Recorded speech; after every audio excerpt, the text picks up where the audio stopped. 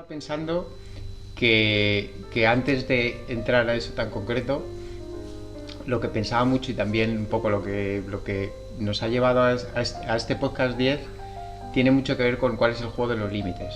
El juego de los límites, tanto si como terapeuta, si estás en la terapia o te formas o practicas terapia como en lo personal, cuál es el juego de los límites. En la terapia hay una parte, creo que una parte básica, es decir, mi límite es donde esté el cuerpo. Lo que esté el cuerpo, lo que se pueda ver en un microscopio, en una radiografía, en un libro de anatomía, en una disección, en una cirugía. Ahí está el límite, eso es un primer límite. Y hay personas que deciden, ese es mi límite. Luego, ese juego de los límites, hay otras personas, otros terapeutas o personas también para entenderse a sí mismo, ya no solo para aplicar terapia, sino como el entendimiento que dice, mi límite está un poco más allá. Eso de las energías me gusta.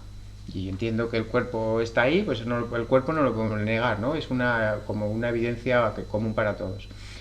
Pero luego hay personas que dicen, no quiero ponerme en mi límite, sino que esto de la energía me gusta. Y investigan y se dejan atraer y experimentan con todo lo que es el mundo de la energía. Han roto un límite. Luego hay otras personas que esto de mente y cuerpo, emociones y cuerpo, qué tendrá que ver las emociones, la psicología, hay gente que ese límite no lo quiere pasar, y hay gente que dice, bueno, yo ese límite me atrevo.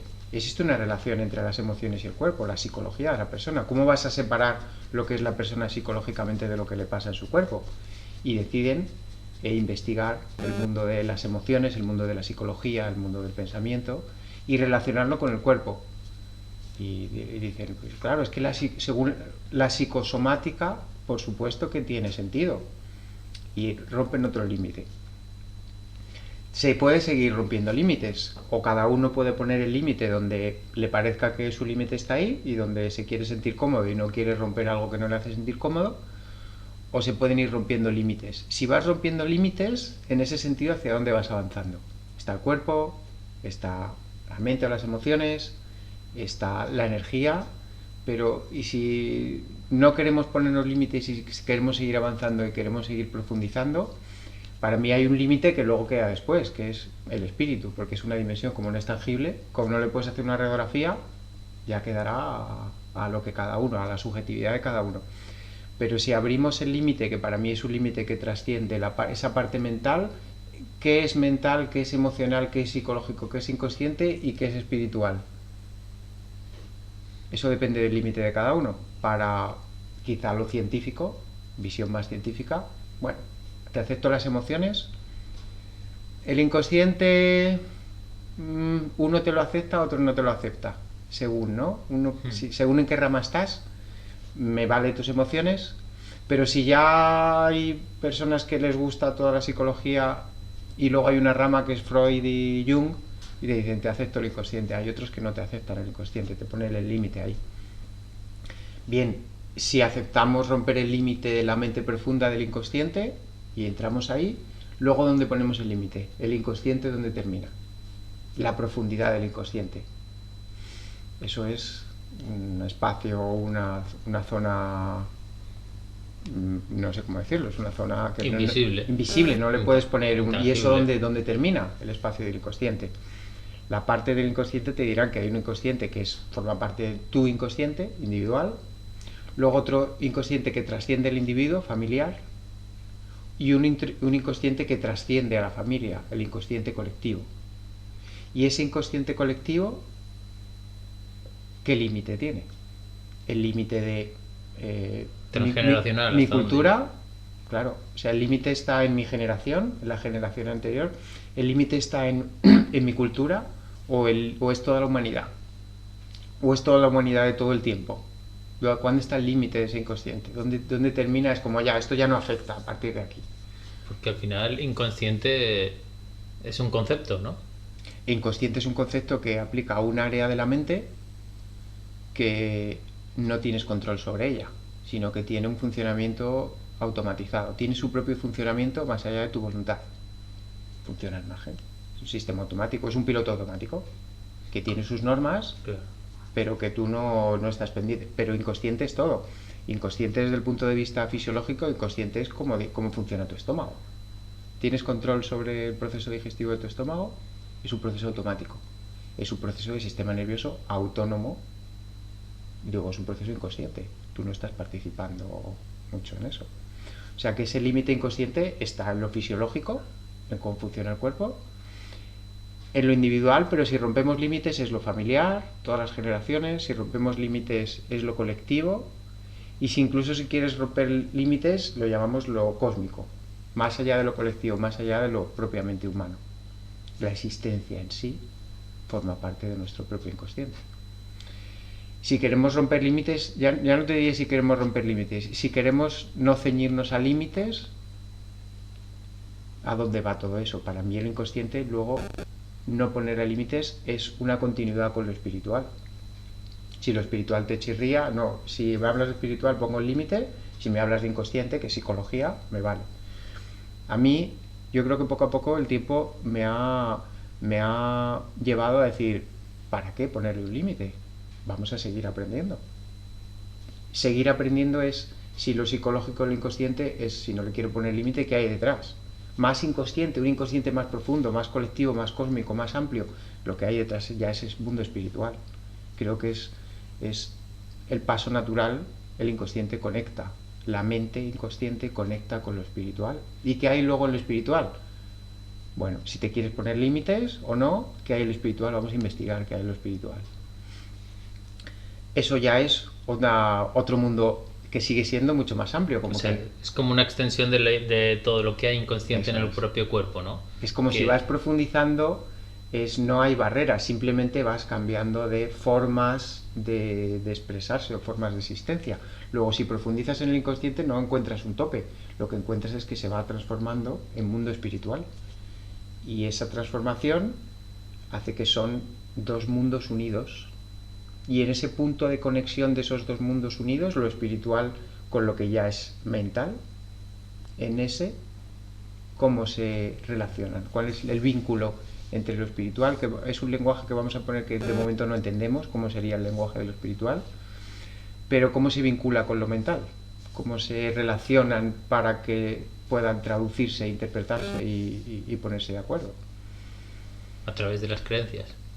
La creencia es un vínculo que le da lo espiritual a la mente. Le puede volcar, creencia sería una estructura mental, a través de estructuras mentales. Yo te mando una estructura mental, si lo quieres en un lenguaje moderno, un paquete de datos, en un lenguaje un poquito más comprensivo, te mando una estructura mental, un pensamiento, una creencia, un concepto, una ideología. La mente, esa ideología ya tiene capacidad de traducirlo. ¿Por qué necesita la mente traducir el contenido espiritual? Porque el contenido espiritual en su estado natural, el cerebro no lo puede procesar. Tiene que darle un sentido. Tiene que cambiar un lenguaje. Es como si yo te estuviera hablando ahora en chino, dijeras, si no me pones un traductor, no nos vamos a entender. Luego, o sea, hay que traducir una creencia. Hay que traducir, no, el contenido espiritual de momento no sabes cuál es. Pero para que sepas qué hay, tienes que traducirlo a algo que sí puedes entender. Y eso es el contenido mental. El contenido mental es la traducción del ámbito espiritual que nosotros no podemos entender con nuestro cerebro. Tengo que traducirlo a algo que mi cerebro sí puede manejarlo. Entonces lo traduzco a contenidos mentales. Creencias, ideologías. Y ya una vez que tienes eso, arquetipos, mi cerebro dice, vale, eso sí, sé qué hacer con ello. Como que en estado bruto el contenido espiritual, el cerebro no lo procesa. Necesitas traducirlo a contenido mental y entonces el cerebro ya puede interactuar con él. Podemos hacer una regresión de nuevo, o sea, hemos partido desde el cuerpo, que sería luego el cerebro, ¿no? El que le ordena cosas al cerebro, bueno, el sistema nervioso en general, al cuerpo para que las haga, dentro de sus otras autonomías que tiene el cuerpo también, pero luego va del cerebro a la mente, que ha traducido lo que el espíritu le ha indicado. Pero ese salto, ahí has hecho un salto muy importante, cerebro y mente. ¿Cosas son lo mismo o son dos cosas distintas? Pasa del mundo tangible al mundo intangible. Pero según, y vuelvo y recojo, según la limitación que tú te quieras poner, dirás que cerebro y mente es lo mismo. Si quieres romper limitaciones, podemos decir que cerebro y mente son otras cosas distintas.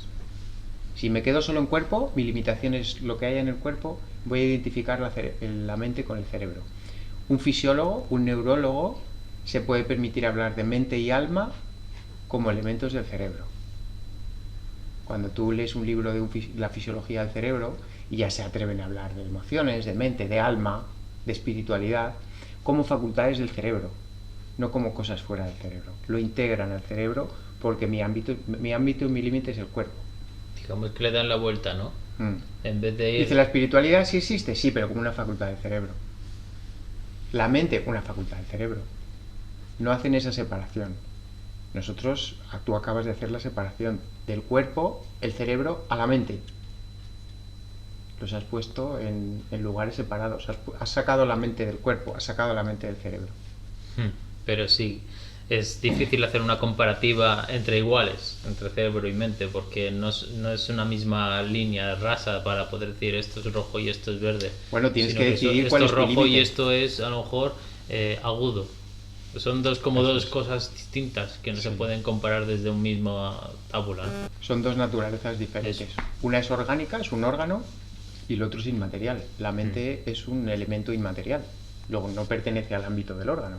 Pero este neurocirujano sí que lo considera así, quizá, ¿no? Y lo que pasa es que hace, como se ponen el límite propio de, yo hablo de lo que pasa en el cuerpo, lo que hacen es la mente integrarla en el cuerpo. Y se permiten hablar de elementos que son parte de la mente, pero como integrados en el cerebro, no como separados. ¿Por qué? Porque mi límite es el cuerpo. Fuera del cuerpo no considero nada, pero lo que esté fuera del cuerpo, que nosotros separamos cerebro y mente. Por eso entendemos que el arquetipo está en la mente. No, el arquetipo no está en el cerebro. Es que el arquetipo no lo ha encontrado ningún neurofisiólogo en el cerebro. Es que no está en el cerebro. El arquetipo está en la mente. Pero el cerebro puede interpretar el arquetipo de la mente, si tiene esa capacidad. Y funcionar, o una creencia. El cerebro puede interpretar una creencia como una parte de la mente.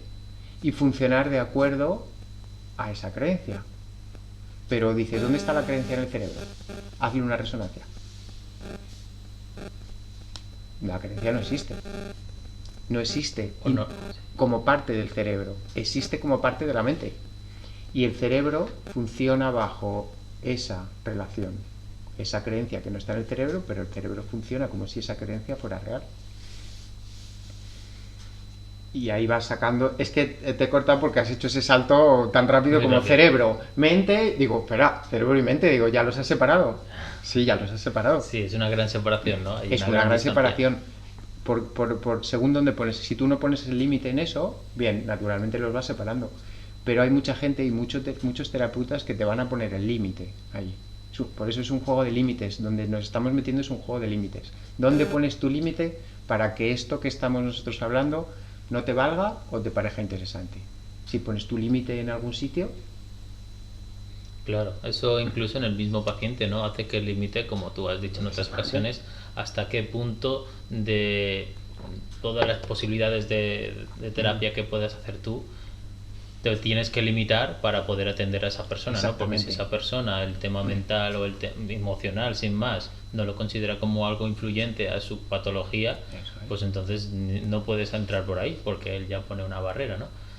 Y aquí, pues, con Ana María Oliva, que es otra persona también que trata de estos temas, pues una de las preguntas que hace, que me gusta mucho, es ¿cuántas partes de ti reconoces?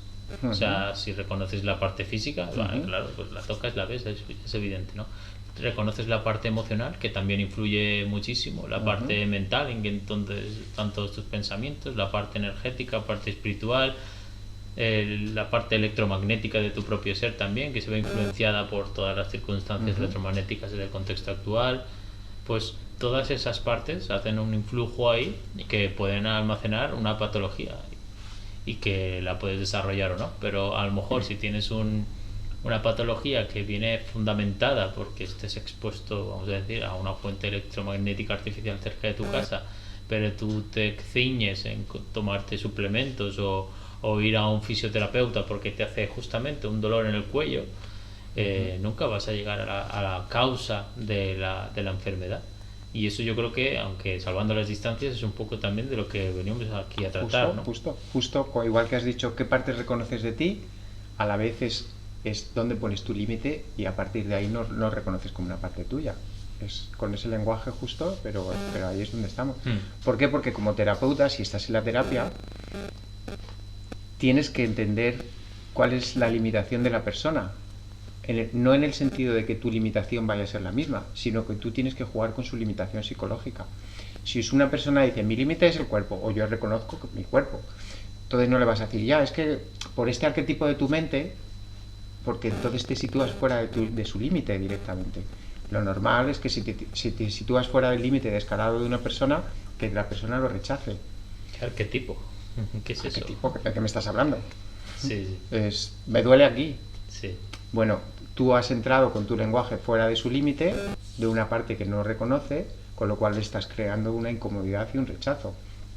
Ahí no es que tengas que quedarte fuera del límite, sino que tienes que contar con el límite de la persona para saber jugar con él. No le puedes decir, bueno, entonces no puedo hacer nada contigo, porque si ese es tu plan, si esos son tus límites o tu perspectiva, pues entonces no podemos hacer terapia. Eso también es una limitación que tú te pones. Tienes que entender, vale, tu límite es ese, cómo dentro de tu límite vamos a mover los elementos para que tú puedas colaborar. Se pueden mover los elementos si, por ejemplo, el tipo de terapia que tendrías que utilizar tiene una causa mucho más profunda, pero que esa persona, por su conciencia en ese momento, no alcanza, la superas, le incomodas por decirle que tienes que llegar ahí. Puedes, desde una terapia, digamos, distinta, que entre dentro de sus facultades de conciencia, acceder a esa raíz del problema. Pero es un juego de equilibrios muy delicado. Es un juego de equilibrios donde no sabes lo que estás haciendo. Es un juego de equilibrios en el que es más peligroso, porque no sabes hasta dónde la persona va a dejarse llevar o va a querer avanzar, pero es un juego de equilibrios más complicado. Pero se puede, sin la necesidad de decir a la persona, es que si no ves las cosas distintas no podemos hacer nada. Puedes decir, bueno, dentro de tu visión, donde tú has decidido poner esos límites, dentro de tu visión, vamos a jugar dentro de tu visión, pero vamos a jugar con elementos que están fuera. Entonces, eso puede hacer que en algún momento, en tu proceso de cambio y en tu proceso de evolución, te rompa el límite. Y si te rompe el límite, vas a sufrir una situación de estrés. Porque si yo veía que la vida es esto y luego de repente se convierte en esto, me ha producido una situación nueva. Incómoda. Claro, una situación nueva que tengo que afrontar. Por eso el equilibrio es mucho más delicado. Cuando la persona se limita mucho, ¿dónde está mi límite? Mi límite es el cuerpo, no me cuentes nada más. Ya, bueno, pero necesito mover estos arquetipos para que pasen cosas. Bueno, pero no me lo cuentes. Muévelos, pero no me lo cuentes. Bueno, no te dice eso, ¿no? Pero sería tu juego de equilibrios. Sí, pero es que al moverlos corremos el riesgo de que se te muevan tus límites. Y si se te mueven tus límites, eso es una experiencia en la vida. ¿Y cómo puede experimentar esa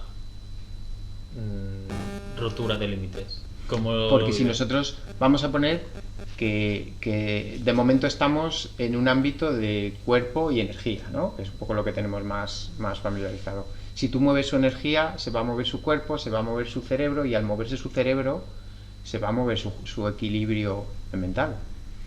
Y si dentro de ese equilibrio mental ciertas creencias que estaban en su mente se rompen, su perspectiva de las cosas va a cambiar. Se rompen porque por la observación de él mismo, de que ha visto que le has hecho unas cosas que él, bueno, no considerara en un principio, pero que él ha observado de que le han hecho cambiar y que le han hecho sentir mejor o que sea. Se mueve por un factor endógeno. Si tú modificas factores endógenos en la mente, vas a modificar factores de percepción en el cerebro. Y eso, tu percepción del cerebro cambia, la interpretación de la realidad cambia. Luego las cosas se te van a ir cambiando de un factor endógeno. Vas a empezar a darte cuenta de, uy, pues sí, es verdad. Me he dado cuenta de cosas que a lo mejor no había tenido tanto en cuenta. Factores emocionales, por ejemplo. Factores emocionales de relaciones que a lo mejor no habías valorado tanto, y de repente al moverse ese arquetipo sí prestas más atención a ciertos factores emocionales que antes no. Y ahí se te pueden modificar. Tú estás modificando factores más profundos de la mente y de los arquetipos, al final, ¿dónde vamos? Tú estás acabando modificando un arquetipo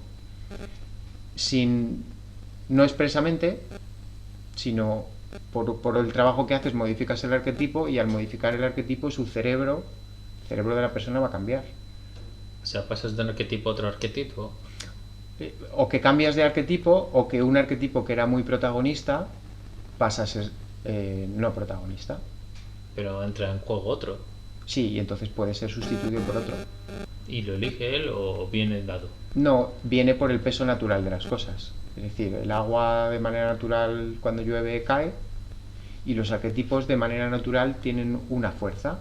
Cuando tú reordenas los arquetipos, se reordenan de acuerdo a su fuerza natural, no que tú los muevas como unas piezas de ajedrez. O sea, dentro de esos arquetipos que podríamos decir también que son como una especie de plantillas de personalidad o de mentalidad, cuando tú de alguna manera mediante esa manipulación de factores endógenos de la persona con osteopatía, entiendo, o con cualquier con terapia otra manual o terapia bioenergética, haces que a la persona se le despierten unas nuevas sensaciones, unas nuevas capacidades perceptivas, Sí. y eso hace que ese arquetipo que estaba férreamente instalado pues se pueda disolver o tambalear un poco, haciendo que ese tablero de arquetipos que hay se vuelvan a reestabilizar, ¿no? Eso es. Se rebalanceen de una manera más natural propia. Cuando antes estaban, digamos, en unas posiciones distorsionadas y ocupa una posición más natural, eso su cerebro lo va a percibir como que ha habido un movimiento en el que yo voy a percibir y a sentir emociones que antes no tenía. Entonces es un cambio endógeno. Y ese cambio endógeno la persona lo experimenta como una experiencia propia. A partir de que va teniendo esa experiencia propia, la persona va a ser más receptiva a dialogar sobre su experiencia. Y sobre algo que en principio había puesto un límite, esto no tocar, cuando va teniendo la experiencia, ya está sensible a sí, quiero hablar de esto que me está pasando. Vale, ahora entiendo la linealidad de cómo se rompe ese límite. Por la propia experiencia. Por la propia experiencia. No porque tú lo fuerces, sino porque induces a la experiencia. Eso es. Y al inducir a la experiencia la persona se abre a, oye, me están pasando cosas, ¿podemos hablar de esto que me está pasando? Pues sí, has comentado lo que del tema de los arquetipos, ¿no? Has dicho bastantes veces la palabra arquetipo. ¿Qué es un arquetipo? Ese es el tema de hoy, podcast 10, arquetipos. Para mí un arquetipo es primero, ¿dónde está el arquetipo? En la mente, es una estructura mental. ¿Y dónde está la mente? No está en el cerebro. La mente es un elemento externo al cerebro que se relaciona con el cerebro y ese es el lugar donde se ubica el arquetipo. Y luego es, si mi cuerpo tiene un cerebro que procesa toda mi actividad psicológica, emocional y fisiológica, voluntaria e involuntaria, luego mi cerebro se comunica con la mente. Eso es un elemento, bueno, que si no te pones límite y te basas en la observación, yo por observación, no por imposición de conceptos, sino por observación he llegado a que la mente es un elemento que está fuera del cerebro y se relaciona con el cerebro. Luego, el arquetipo, que es una estructura mental, pertenece a la mente y se ubica en la mente. Y el arquetipo es una estructura, es como una estructura. Es como si tú vas a diseñar una casa y primero diseñas los cimientos y la estructura. Y luego ya harás muros, paredes, interiorismo y todas esas cosas. Pero primero, ¿cómo va a ser la estructura de la casa? Una planta, dos plantas, larga, ancha, cuadrada, pero tienes una sensación de estructura. El arquetipo es como primero una estructura. Esta estructura, luego la iremos rellenando con detalles, pero primero tenemos una estructura. Y esa estructura mental, que genera un contenido, es el arquetipo. Y tiene dos elementos muy potentes el arquetipo. Porque la misión que tiene el arquetipo, al estar en la mente, la misión que tiene es relacionarse con el cerebro. Entonces, para relacionarse con ese cerebro, tiene con dos elementos que le van a permitir la relación mente-cerebro. Uno, que la mente genera necesidades o crea necesidades. A la vista del cerebro, yo soy el cerebro, tú eres la mente. Entonces, ¿tú qué me dirías a mí para convencerme de que hay que hacer algo? Me dirías, necesito, y entonces yo como cerebro diría, necesitamos, ¿qué necesito? Necesito beber, necesito comer, necesito ir, necesito venir, necesito dormir. Si yo como cerebro me dices que necesito, yo entiendo que necesidad no es, ¿te apetece? No, es necesito. Entonces, la mente comunica necesidades al cerebro. Y ante ese diálogo, el cerebro dice, si es algo que necesitamos, lo convierte en prioridades. Ujú. Luego el otro elemento es que el arquetipo le comunica identidades al cerebro. Identidad es lo que tú eres. Si te digo, eres un perro. Bueno, pues vale, soy un perro. ¿Qué necesito? Pues necesitas comer, beber, cosas de perro. A través de la identidad y la necesidad, el arquetipo y la mente le dan al cerebro información. Y el cerebro es el que calcula, cavila y hace todos los El cerebro procesos de cálculo es un necesarios ejecutor, para... un ejecutor inteligente, no un ejecutor mecánico, un ejecutor inteligente. El cerebro dice, vale, este es mi cuerpo, esta es mi realidad, estoy aquí, estas son las condiciones físicas del mundo, ¿cómo puedo convertir esas necesidades? Aquí a pie de campo, ¿no? Está el que está en la oficina y el que luego está en la construcción. El de la oficina en el plano te dice, esto va así, así, así. Y luego dices, ya, pero es que luego he venido aquí y estaba lloviendo. Luego la arena se me ha movido. Luego el que tenía que traer no sé qué no ha venido a tiempo. El andamio está medio roto. El andamio tiene una holgura que esto parece que se nos va a caer. Entonces, el cerebro luego pasa a la realidad física, tangible, a la realidad que nosotros nos encontramos, interpreta la realidad y dice, lo que me ha pedido el arquetipo, ¿cómo lo hago yo realidad? Y no es opción, porque es necesidad. Es un imperativo. Es un imperativo, es una necesidad, ¿cómo lo construyo yo realidad? O sea, el cerebro es el ejecutor inteligente de lo que la mente a través de los arquetipos le está pidiendo. Y ahí se establece esa relación.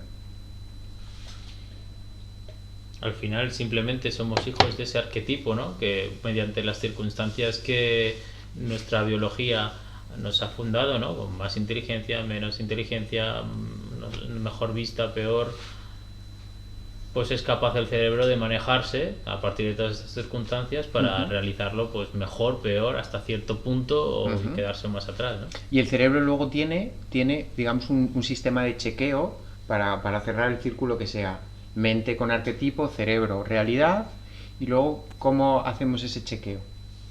Porque el cerebro va por resultados. Dice, el cerebro le tiene que entregar a la mente un resultado. Tienes proceso y resultado.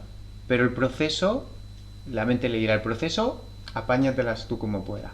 Pero el resultado es lo que me vas a traer.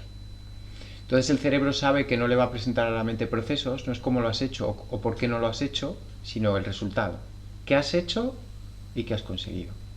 Entonces al final el resultado es el check que hace el cerebro, el que vuelve a la mente y le presenta el resultado. No le explica cómo fue, sino le presenta el resultado. Toma, me pediste esto, toma, aquí lo tienes. Puede que a lo mejor el resultado no le guste a la mente.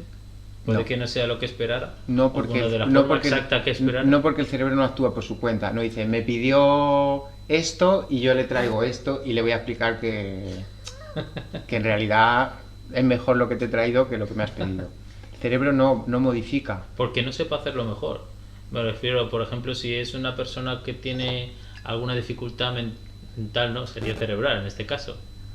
Alguna dificultad, pues alguna patología o alguna malformación o cualquier asunto cerebral que impida de que sea un ejecutor como una persona convencional, y entonces el resultado no pueda ser tan preciso como quizá la mente desease. Pero es que la mente no le va a pedir cosas al cerebro que el cerebro no pueda conseguir. La mente calcula. Te voy a pedir algo imposible y como no lo vas a conseguir vas a estar todo el día agobiado. No.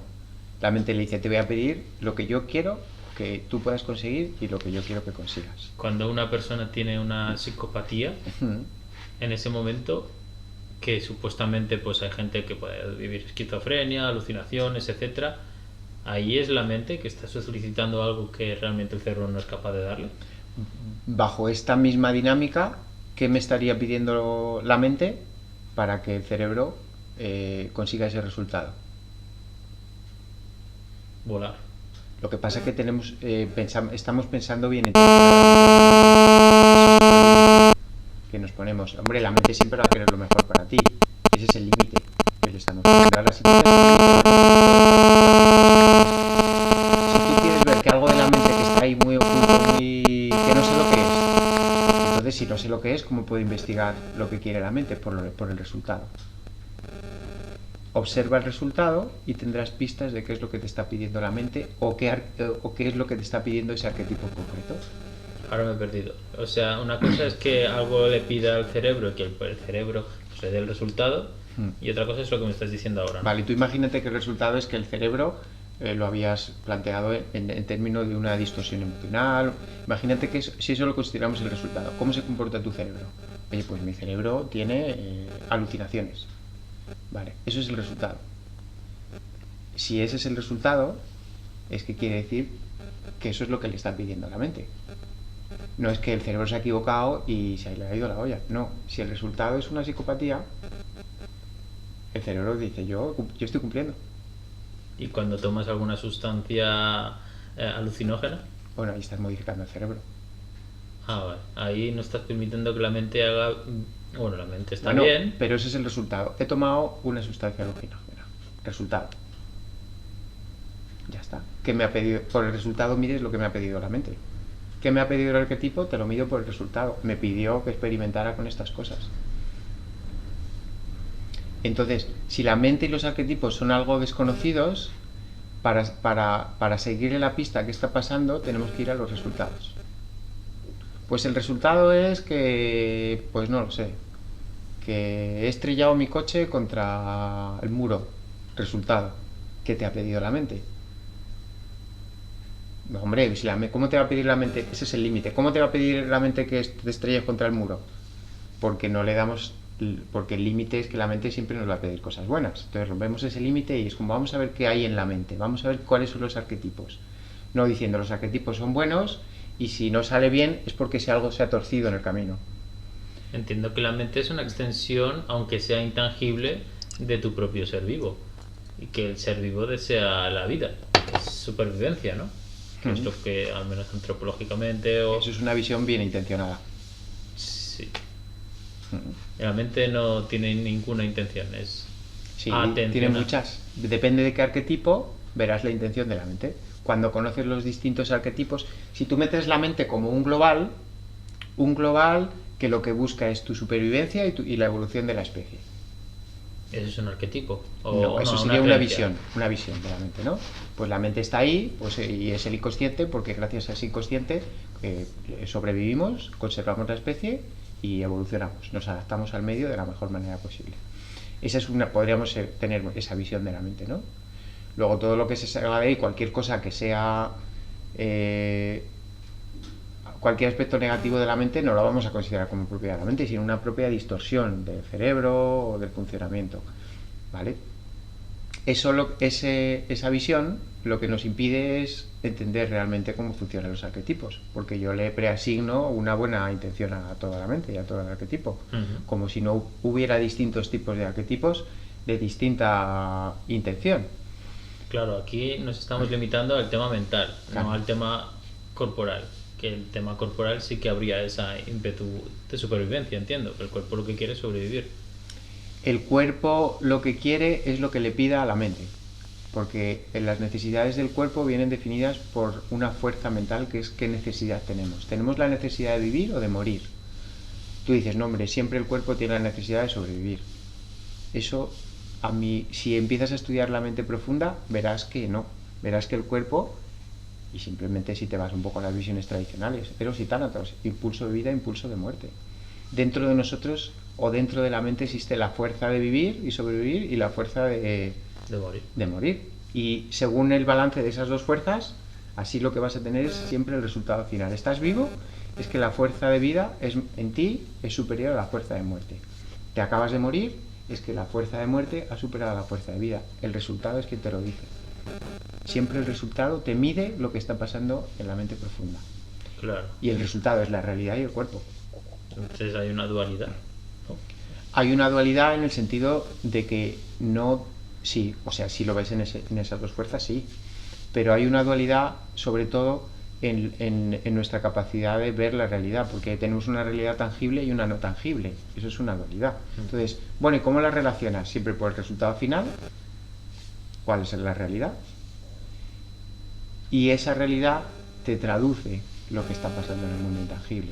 Es decir, la mente profunda, la mente inconsciente, lo intangible, lo espiritual, no es de una manera, pero luego la realidad se tuerce, sino que la realidad está reflejando lo que está pasando en el mundo inconsciente, porque eso es un circuito que se retroalimenta a través del resultado. La mente te pide una tarea, el cerebro la procesa, la ejecuta y con la tarea ejecutada y ese resultado vuelve a por más. No es, bueno, y si no he podido cumplir el resultado, vuelvo a que me des una nueva tarea. No, con el resultado cumplido, vuelvo a por más. Ya, pero el resultado ha sido malo, ya. Pero nosotros entendemos, eso es imposible. Se ha torcido algo por el camino. No, el resultado es malo porque me ha pedido esto. Esto es otro límite que tenemos que romper. Sí, pero si estoy enfermo no es porque yo quiero estar enfermo, no voluntariamente, pero sí tu mente te está pidiendo que enfermes. Tu cerebro y tu cuerpo ejecutan la enfermedad y te dice, aquí tienes la enfermedad que me has pedido. Ahora, ¿qué es lo siguiente? Pues, ven, quédate así. Pues me quedo así. O no, cambia y cúrate. Ah, pues cambio y me curo. No, sigue por ese camino y empeora. Vale, mi resultado, ¿qué más quieres? Esa parte en el que el cerebro a través del cuerpo se convierte en ejecutor de lo que le pide la mente nos lleva, bueno, pues entonces habrá arquetipos buenos de vida y arquetipos malos de muerte. Exactamente, tenemos distintos arquetipos que se ubican en esa parte mental y esos distintos arquetipos son los que le piden a través de la necesidad y la identidad que el cerebro y cuerpo ejecute. Y el cerebro y cuerpo luego te presentan el resultado. Esto es lo que me pediste, esto es lo que tengo. Me pediste una enfermedad, aquí la tienes. Me pediste salud, aquí la tienes. Me pediste un estilo de vida saludable, aquí lo tienes. Me pediste un estilo de vida desastroso, aquí lo tienes. Y ahí se produce un círculo. El arquetipo, que está en la mente, a través del cerebro, que ejecuta de manera inteligente lo que nos pide el arquetipo. Que nos puede pedir muchas cosas contradictorias, porque no solo hay uno, hay varios arquetipos. Si un arquetipo te pide que te cuides y el otro que te destruyas, pues estás en una mezcla entre, ¿no? Si me estoy cuidando, pero luego un día se me va la olla y hago burradas, pero luego al día siguiente me arrepiento y me vuelvo a cuidar. Es como, son los mismos resultados de dos fuerzas contradictorias y las dos se van expresando a la vez. ¿De dos arquetipos hay en duelo? Hay arquetipos contradictorios, claro. Y cada uno de ellos pues te aporta eso que decías tú, pues más fuerza de vitalidad y otros te aportan más fuerza de mortalidad. Hay arquetipos de vida y arquetipos de muerte. Arquetipos de salud y de crecimiento y arquetipos de enfermedad y de estancamiento. Y esos arquetipos, como tú has dicho, los podemos modificar.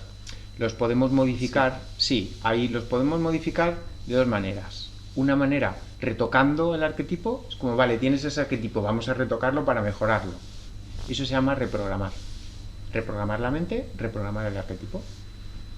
Otra manera de enfrentarse al arquetipo es, este arquetipo no me gusta, vamos a eliminarlo. Eso es desprogramar. Y eso es un matiz muy importante. Si quieres reprogramar un arquetipo y la información que tiene, reprogramarlo para mejorarlo, o quieres eliminarlo. O lo reprogramas intentando mejorarlo, o lo desprogramas. Entonces, ¿se pueden desprogramar todos los arquetipos y formarte el tuyo propio?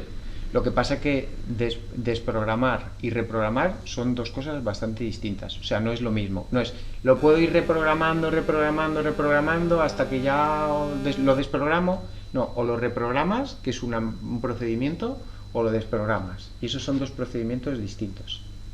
Lo que te vale para reprogramar o lo que te vale para desprogramar no te vale para reprogramar.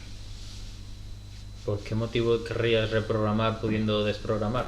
Porque no sabes, por desconocimiento, porque entiendes que esos arquetipos forman parte de ti y a lo mejor, oye, hay que optimizarlos. Porque hasta ahí ha llegado tu límite de inconsciencia, ¿no? Claro, porque tu límite es ese. Tu límite es, lo que está en mi inconsciente es mío. Luego, lo que está en mi inconsciente lo voy a optimizar. Si veo lo que yo identifique que no me gusta. Entonces lo optimizo, lo reprogramo porque es mío. Eso es un enfoque. Ahora, otro enfoque es lo que está en mi inconsciente, en mi mente profunda. Una parte es mía y otra parte no es mía. La parte que no es mía no la quiero reprogramar, no la quiero optimizar, la quiero eliminar. La quiero desprogramar. Ahí es donde pasas. Ahí es donde pasas a entender, si lo quieres que lo llevemos a lo fisiológico. Yo como y de ahí tengo un metabolismo y de ese metabolismo separo en lo que es aprovechable y en lo que es desecho. Y una vez que lo he separado, ¿qué quiero hacer con el desecho? Eliminar, porque entiendo que es desecho. Tengo una parte optimizable que meto en un proceso metabólico y me hace bien y la necesito, pero luego tengo otra parte que es desecho. Ese desecho, bueno, voy a ver si guardándolo por aquí, no, lo tengo que eliminar porque me destruye el desecho. En la mente y en los arquetipos sucede lo mismo. Hay una parte de los arquetipos que son propios y son utilizables, los necesitas, y hay otra parte de los arquetipos que son tóxicos y lo que necesitas es eliminarlo para que no te destruya. Y ahí tienes que diferenciar. Arquetipos que son útiles y te hacen bien, y arquetipos que son tóxicos y te van a hacer mal. Esos los quieres desprogramar. Pero si no lo entiendes así, lo que quieres es reprogramar y optimizar. Bueno, oye, pues soy así, voy a intentar trabajarme, porque no estás entendiendo que en la parte profunda tienes distintos arquetipos. Unos son tuyos, propios, te pertenecen y los tienes que evolucionar, y otros no son tuyos, no son propios. Y puedes con ellos o intentar mejorarlos, reprogramación, optimización, o deshacerte de ellos, desprogramación. Y esos son dos procedimientos muy diferentes. El tuyo propio entiendo que no hay que reprogramarlo. Simplemente no. Tú lo evolucionas, lo dejas como la planta. En el sentido biológico de una planta, tú pones la semillita y entonces lo que haces es que crezca, pero no la quieres. Programas, ¿no? Claro, no quieres que el manzano se te vaya haciendo platanero. No, vas a dejar que el manzano dé su mejor manzana. Tú tienes tu arquetipo propio y lo que vas a hacer es que crezca y que dé lo mejor de sí mismo. No que se transforme en otra cosa que no es, sino que su proceso natural, no limitarlo, sino que llevar al máximo su proceso natural para que un día saque lo mejor de ti. Y para desarrollar esa capa entre que tenemos unos arquetipos que en un principio pues queremos reprogramar, cuando ya superas ese límite de inconsciencia en el que ves que no tienes que reprogramar nada, sino que tienes que desprogramar y dejar crecer como una planta tu propio arquetipo natural. ¿Cómo haces desde, supongo, estos factores endógenos de manipulación para el paciente para que pueda desarrollar esa percepción, esa conciencia de ostras, que tenía yo unos arquetipos ahí que de alguna manera yo quería mejorar, pero no hay que mejorarlos, hay que deshacerse de ellos y dejar fluir el mío propio? Eso es, a ese punto ya superar un límite. ¿Dónde tienes tu límite? Donde cada persona tiene su límite y según su límite de comprensión y de autopercepción, ¿cómo lo vamos a romper? Porque eso es una ruptura muy complicada.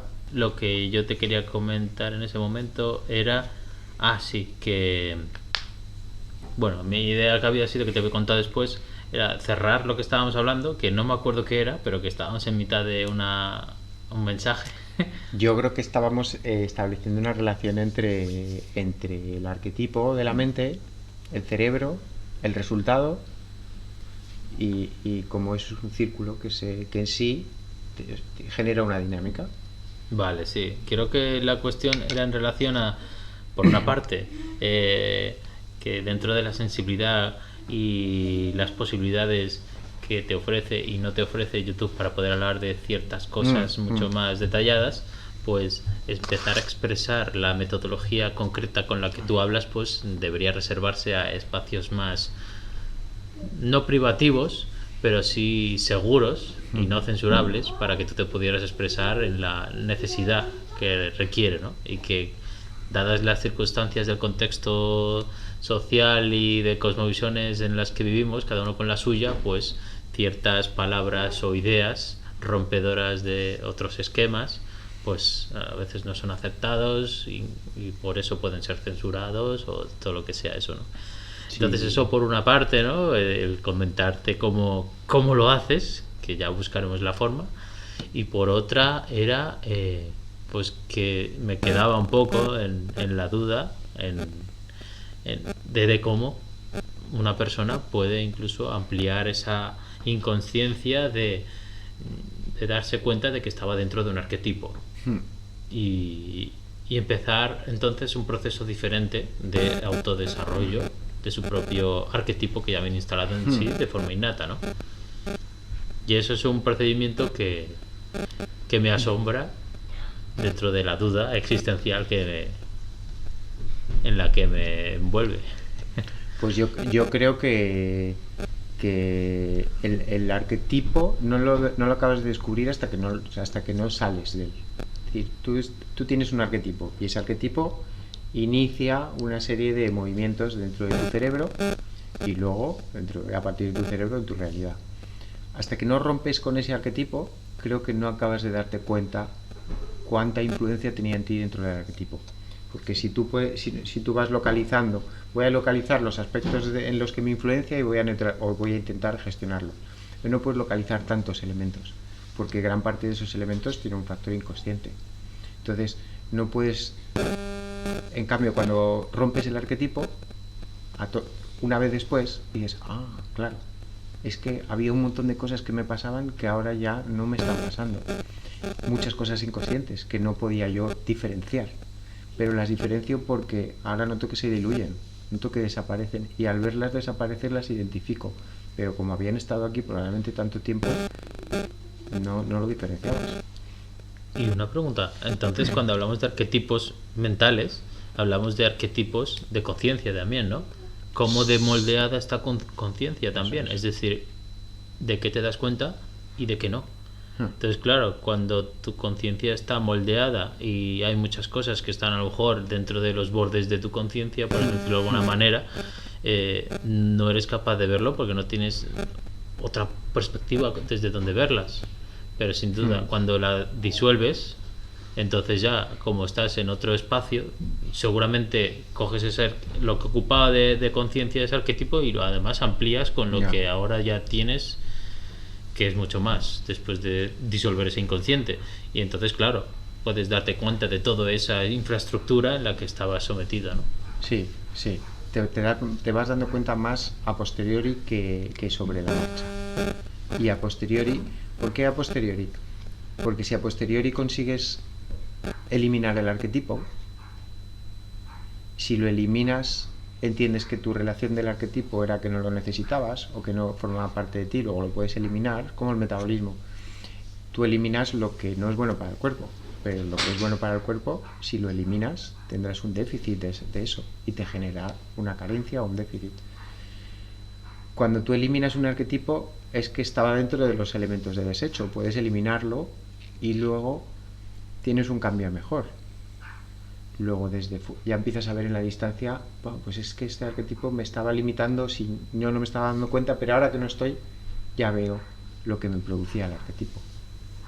Así que yo creo que la lucha con el arquetipo está a posteriori. La lucha está en eliminarlo y una vez eliminado está su comprensión, la comprensión del arquetipo. Porque intentar entenderlo cuando estás bajo su influencia es bastante más difícil, porque a la vez es una contradicción. Es como estoy intentando entender cómo funciona este arquetipo en mí, pero a la vez el propio arquetipo lleva la información de que yo no le desafíe y estoy entrando en una contradicción. El arquetipo quiere que yo haga esto y yo estoy haciendo algo que el arquetipo no quiere, que es descubrir cómo funciona ese arquetipo para intentar desmontarlo. El paradigma o arquetipo se protege a sí mismo, ¿no? Eso es. O sea, él mismo tiene las respuestas hacia las cosas que no están dentro de él. Ya tiene una respuesta fácil para convencerte de que lo que está fuera de ese arquetipo es inexistente o no válido, ¿no? Es una mala opción. Mejor no vayas por ese camino porque no es un buen camino. Dices, bueno, pero quiero investigar, quiero explorar, ya, pues investiga, pero por allí no, investiga otras cosas. Investiga dentro de este ámbito y fuera de este ámbito no investigues. Dices, bueno, vale, pues investigo, pero dentro del ámbito del que el arquetipo me permite. Luego genera una barrera también limitante. Dentro de mi ámbito, el ámbito que yo te digo, dentro de ese ámbito puedes hacer lo que quieras, fuera de ese ámbito no, mejor no hagas nada porque te va a ir mal. Así pues, recapitulando un poco todo lo que hemos dicho hasta ahora, sin quererlo, pues estamos dentro de... Bueno, sin quererlo, pero sí, sin quererlo. Estamos dentro de un cuerpo, nuestra alma, nuestra esencia, nuestro ser está dentro de un cuerpo que se mueve gracias a, entre muchas cosas, a un cerebro que está de alguna manera impreso dentro de lo que nuestra mente desea, necesita, eso es. y que está a su vez limitada por ese arquetipo, ¿no? O arquetipos en conjunto. esos arquetipos somos inconscientes de que están haciendo que nosotros pensemos, actuemos, deseemos, no deseemos, todo lo que nos ocurra en nosotros esté supeditado a lo que esos arquetipos tienen en su definición, ¿no? Más luego las particularidades de cada persona, pero bajo una gran estructura que es esa, ¿no? Y además que hay una forma en la que podemos nosotros desmontarlos, ¿no? Que es como tú podrías hacerlo y que hemos dicho que quizá expliquemos en otros lugares. Y entonces pues de esa manera vamos ampliando nuestra conciencia, vamos disolviendo nuestra inconsciencia hasta llegar a un punto en el que nos podemos considerar libres. Libres de poder escoger, de desarrollarnos, como tú decías, como una planta, ¿no? Libre y según las condiciones del clima, pues más rápido, menos lento o más lento, pero libres de hacerlo sin una libres estructura. de ir siendo nosotros mismos. Sin un tutor, como por ejemplo ponen las plantas que te dicen tú vas para allá, ¿no? Sin tutores, sin nada, simplemente pues tu libre expresión de vida. Eso es. Pues qué bonito. Es muy bonito, pero luego se tuerce la situación, porque tenemos que ver cuáles son los arquetipos. ¿Cuáles son los arquetipos? ¿Y eso lo quieres contar en este podcast? Y entonces para ver cuáles son los arquetipos nos tendremos que ir a la segunda parte del podcast de arquetipos, ¿no? Claro, que si no luego nos dicen que son podcasts muy largos y que nos enrollamos demasiado. Así que en el siguiente podcast hablaríamos de los diferentes arquetipos que existen, ¿no? O bueno, de los que reconoces que hay y las influencias que tienen de cada uno de ellos. Unos como están más dentro de la estructura del prana, otros del chi solar, chi lunar, y cuál es el arquetipo del soplo vital. Que tiene su propio arquetipo, claro. Exacto. Entonces todo eso lo podríamos dejar para los siguientes. Decir que cualquier cuestión o preguntas que se podrían dejar ahí en los comentarios de YouTube, todas las cosas que se queden sin resolver, y que una de las cosas que se nos estaba ocurriendo hasta hace un poco es que dentro de este lenguaje, en cierta manera abstracto, porque nos alejamos un poco de lo tangible y es normal que parezca un poco como confuso, pues que la idea es ir progresando poco a poco, ¿no? Las dosis adecuadas para que no sea un shock demasiado fuerte o para que sea capaz de la persona de poder digerirlo o de ir simplemente avanzando.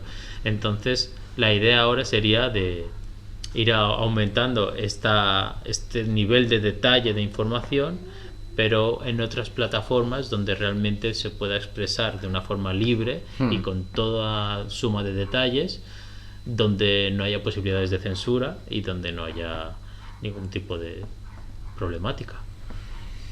Ese es otro paso, un paso para abrir más, para romper más límites en la capacidad de ver las cosas y la capacidad de expresarlas, porque la plataforma y el medio de expresión también marca su propio límite y bueno. Y esto no va de límites, esto va de romperlos. Esto va de romper límites.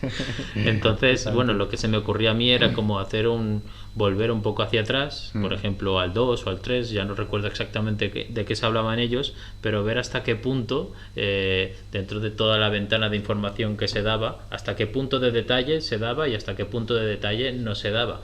Y ahí pues a ir con todo, ir a dejar las cosas muy muy claras para que la persona que realmente quiera adentrarse en comprender toda esta cosmovisión por tu parte, pues desde un buen principio pueda comprenderla y no quedarse un poco a veces en el abstracismo necesario, sabiamente, para que se pueda ir comprendiendo muy pasito a pasito lo que hay. Pero habiendo llegado ya a un podcast 10 en el que hemos hablado de muchas cosas, yo creo que ya es un buen momento para retomar, porque siempre cuando vuelves a abrir un libro empiezas a observar toda la riqueza de que antes no habías visto, y si además te lo dan con información mucho más detallada y rica para que puedas comprender de qué se basa esto, pues mucho mejor. Revisar y profundizar, sí.